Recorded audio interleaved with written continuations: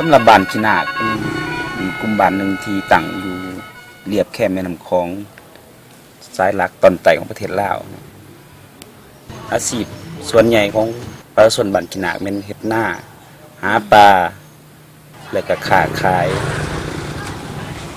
ผลิตภัณฑ์ที่ขึ้นชื่อลือชาของบ้านขี้นาคเป็นการเฮ็ดข้าวปุ้นและปลูกถั่วงอกเพราะว่าข้าวปุ้นเป็นอาชีพเสริมแล้วก็เป็นอาหารเสริมหรือว่าอาหารหลักในงานบุญแจกข้าวงานบุญปีใหม่บุญขึ้นเฮือนใหม่หรือว่างานบุญประเพณีต่างๆนอกจากนั้นข้าวปุ้นยังเป็นสินค้าส่งไปขายตามตลาดเฮ็ดให้ครอบครัวที่เฮ็ดข้าวปุ้นมีรายรับเพิ่มขึ้นดีกว่าเก่าจนสามารถมีรายรับประจำวันประจำเดือนเฉลี่ยเป็นปี20-30 ล้านกีบแล้วก็ที่มาของการเฮ็ดข้าวปุ้นนี่ที่จริงแล้วข้าวปุ้นนี่มันเฮ็ดแต่ดึกดำบรรพ์แต่พ่อแต่แม่มาแต่ปัจจุบันนี้การเฮ็ดข้าวปุ้นนี่เพิ่นขยายกว้างขวางย้อนมีความสนใจบ่ว่ามันเป็นเศรษฐกิจครอบครัว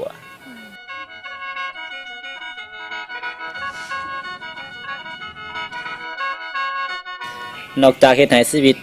ครอบครัวที่เฮ็ดข้าวปุ้นดีขึ้นแล้วเฮายังได้ใช้จ่ายเงินดังกล่าวนั้นส่งลูกหลานเฮาให้ได้ร่ำเรียนหนังสือนำอีกย้อนพวกเฮาเห็นได้ความสำคัญคือแนวนั้นพวกเฮาชาวบ้านขี้นาคจึงได้จัดตั้งกลุ่มนักค้นคว้าขึ้นเพื่อศึกษาข้อมูลวิธีการเฮ็ดข้าวปุ้นของบ้านขี้นาคให้ไว้รุ่นลูกรุ่นหลานของพวกเฮาได้สืบทอดกันต่อไป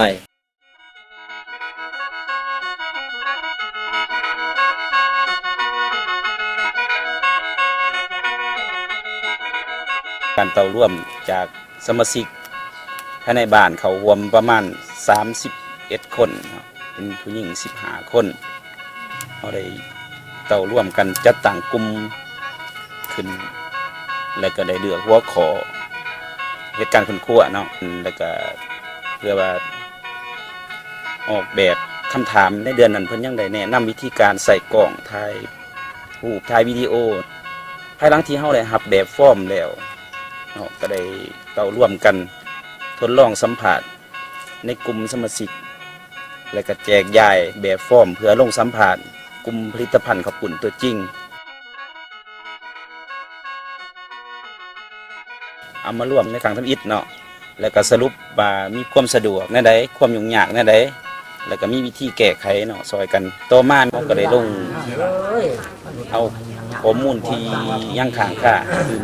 แล้วมาสังรวมในเดือนนั้นแล้วก็เราสามารถได้ข้อมูลเพิ่มเติมได้เอาบทรายงานที่เราได้มาจากการกิจกรรมข้อมูลมาสังรวมแล้วก็มากวดแก้ในกลุ่มบริษัทผู้จะให้สินต่อเป็นอาชีพ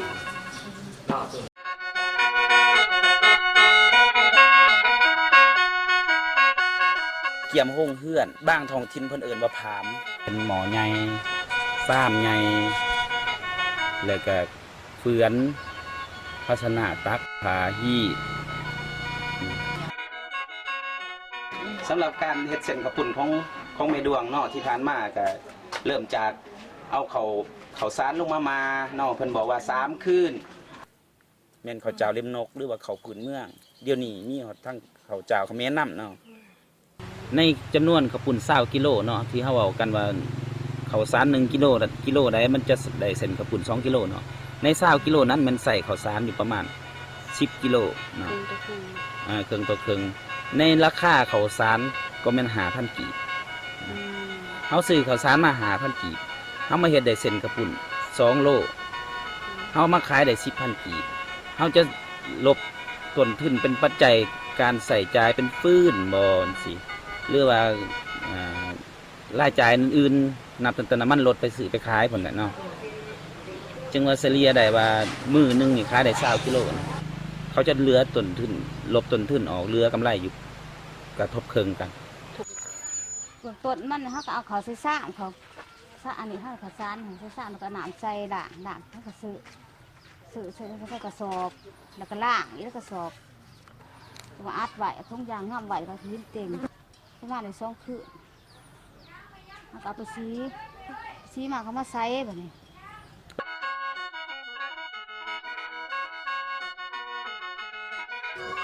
คนมาใส่นี่หนัง เป็นแป้งแล้วเขาจะใส่ผ้าเป็นผ้ามุงก็ได้เนาะตองผ้ามุงสีขาวก็ได้เพราะว่ามันสะอาดตองลงมาเนาะตองมาแล้วเขาจะมาหินเอาน้ำใส่มันออกจะเหลือแต่แป้งแข็งๆเนาะ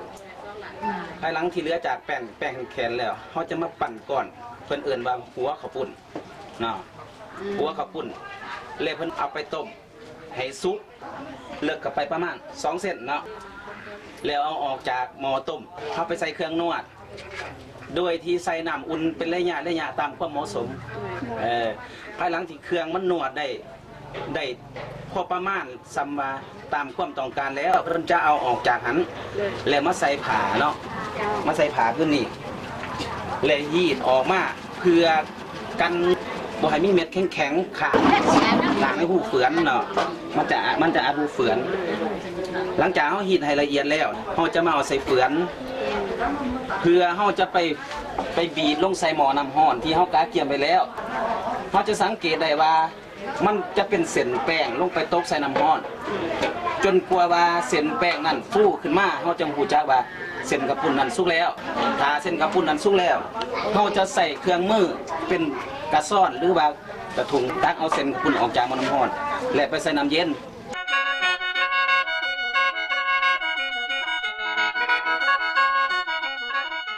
ตัวนี้มันขั้นตอนที่เขาจะ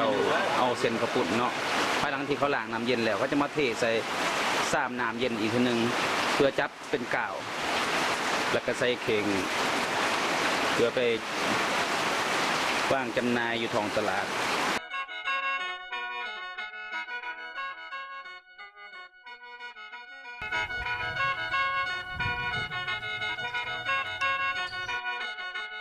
ปัญหาที่ผมเห็นเนี่ย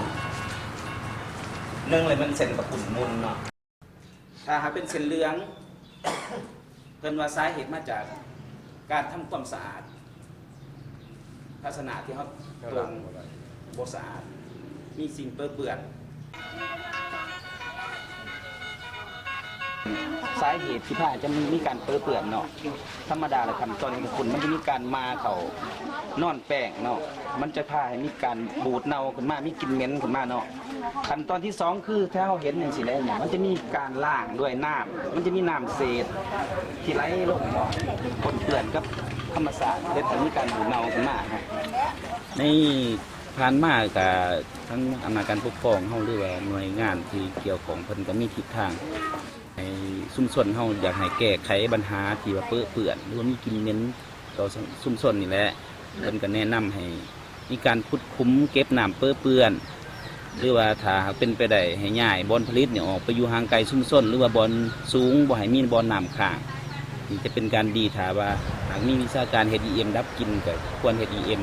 ดับกลิ่นตรงนี้ไว้ก็เป็นการดีเนาะอำนาจการปกครองเพิ่นแนะนำกันมาตั้งประมาณ 2-3 ปีแต่มีบางครอบครัวที่ผลิตสิ่งกระปุกเขาเจ้าเฮ็ดคลองระบายน้ำเปื้อนออกใกล้ๆครับชุมชนเนาะบางครอบครัวก็ขุดคุ้มแล้วก็เป่งน้ำเปื้อนลงมีบางครอบครัวที่ยังบ่ทันมีความสามารถแก้ไขได้อิงใส่ว่าสถานที่ของเขามันบ่มีเนาะจำเป็นต้องได้เฮ็ดอยู่หันกับครอบครัวจังซี่แล้วก็สถานที่ของเขามันก็เป็นบอนลุบบอนยังแหน่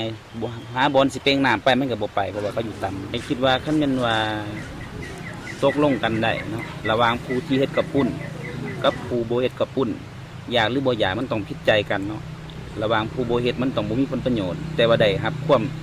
เนาเหม็นใส่ดังใส่ชุมชนเฮาเนี่ยจะเป็นทานเอาทานลงก็ได้ก็ดับกินได้ถ้าว่าเฮาบ่มี EM นะเอาทานมุนลงก็ได้ก็คิดว่าถ้าว่าอันนี้เพราะว่าเฮาคนอยู่นํกันเนาะเป็นบ้านเดียวกันเนาะอยู่ภายใต้อำนาจการปกครองอันเดียวกันก็ควรสิเว้ากันได้